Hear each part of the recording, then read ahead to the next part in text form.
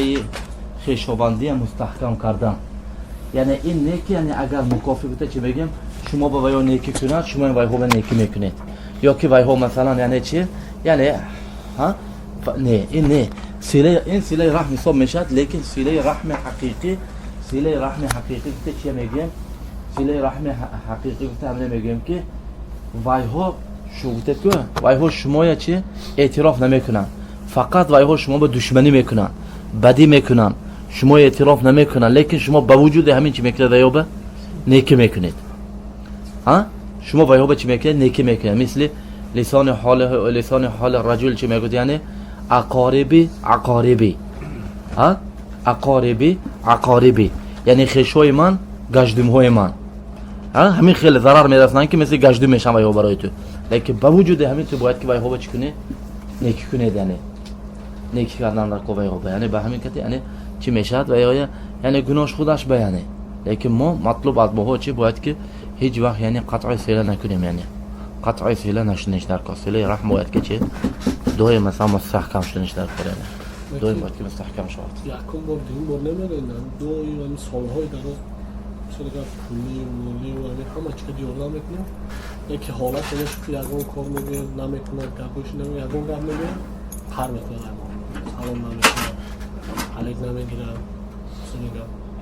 باید که چی خیلی مومنه این یکم بار دیگه بار نمیدن دوام دادن نکن، هیچ گم نه دوام دادن نکن، یک خیل دوام دادن نکن. ما باید مثلا گپ بچه‌ای که گفت خودشون که ریشمان سبحان الله مصیبت، سبحان الله مصیبت بکنون، مصیبت با کلانتر میشد، یعنی مصیبت این حالتنده با کلان میشد. بازار با ما کار میکنه میگه باید سلام نکنم میگرد ما معطل کنم معطل من باید میکنه که شد جهنم توی خیلی معامله باید کنم یا نمیدونم میگه که دیگه چه معامله نه بگید که هم دوام تگید من الان معامله خوبته دوام تگید، یعنی معامله خوب ها یعنی صد مثلا چی کند که یعنی ها صد چیز کردنش که یعنی ما باید بدیش و نمیگیم باید که یعنی خاصتا این چیز هم به قصه افکنده، قصه افک یعنی ها قصه الافک گفته چی میگه؟ قصه الافک چه الافک؟ چه الافک؟ چه الافک؟ ها الافک چیه؟ چه الافک؟ ها گویا داخل بس بدك وشي استدك انا من چیز افت یعنی عایشه رضی الله عنها وقتی که منافقا چی میکنند یعنی تهمت میکنند رضی الله تعالی و ارضاها، یعنی بعضی از اهل خیر این فتنه به میافتن، بعضی از اهل خیر این فتنه به میافتن وای ها بعضی سخنای ناجویه میگن. از ضمن همینها که بود یکی از صحابه ها رضوان الله تعالی علیهم مصطح ابن اثاثه رضی الله تعالی عنه بود. مصطح صحابی جلیل مهاجر، نگرید که وای مهاجر مسکین و که بود یعنی مهاجر و از ابن خالت صدیق بود، ابنی که بود خاله صدیق رضی الله تعالی عنه بود، یعنی چی میگم یعنی خاله بچه بود، بچه خاله ابو بکر بود ها، یعنی در حقی که یعنی در حق جیانش در حق عایشه رضی الله تعالی عنها چی میگم. تو بعد از که الحمدلله آیات ها نازل شد براءت عایشه رضی الله تعالی عنها، عایشه رضی الله عنها یعنی چی پاک بدنشون به آیات ها نازل شد برایم چی میگم عایشه صفت عایشه رضی الله عنها به مسروق ابن اجدع ابو عایشه مسروق رضی الله رحمه الله دائم هر باری که از عایشه رضی الله عنها روایت میکن میگفت که حدثتنی ام المؤمنین حبيبة حبيب الرحمن المبرأة الصديق بنت الصديق المبرأة من فوق السماوات السبع، ها المبرأة من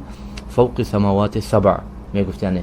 المبرأة یعنی پاک شده از کجا؟ از بالای هفتم آسمان، یعنی از بالای هفتم آسمان الله تعالی براءت پاکی بیگناهی ام المؤمنین رضی الله تعالی و ارضاها چه نازل کرد. انا بعد از این آیات ها که یگان کس به زبانش که عایشه رضی الله تعالی عنها به بدی ذکر کند و لا شک چی میشه یعنی کفر صریح این چیز اعوذ بالله قرآن باور نکردگی میشه.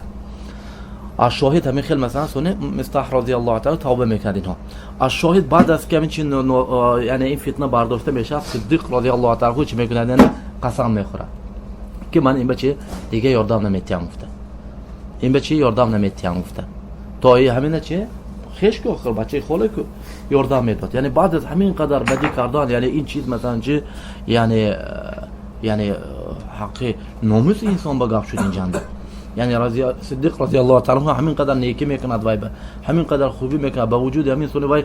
عایشه رضی الله تعالی عنها دختری صدیق و زنی رسول صلی الله علیه و آله و سلم خلال مقدر مؤمنین یعنی صدیق حق دارد گفت که والله گفت من چه دیگه نفقه نمیکنم گفتیم به